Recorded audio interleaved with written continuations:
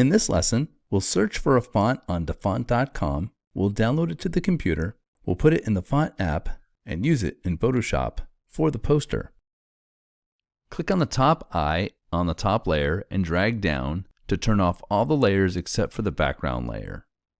We need to find a font that's similar to this. Go to dafont.com. In the script category, click on Handwritten. In the preview box, we can type the word Pearl in capital letters and press return.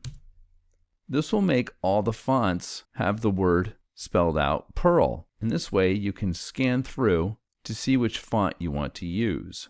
If you didn't find anything, click on the arrow here to go to the next page.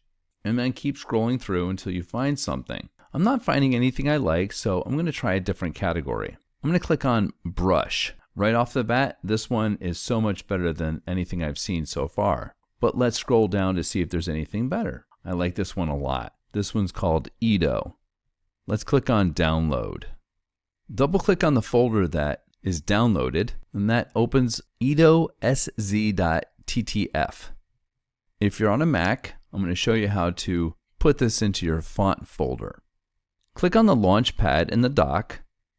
In the search bar, search for font. We want the Font Book app. I've created a folder called the Fun folder where I put in all of my downloaded fonts. And I'm going to drag the TTF file and drag it into the font folder. If I scroll up, I'll see it right here. This should automatically go into Photoshop for us to use.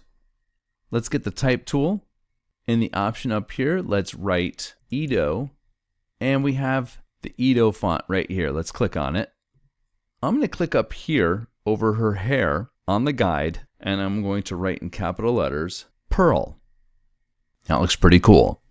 This lesson will continue in the next video.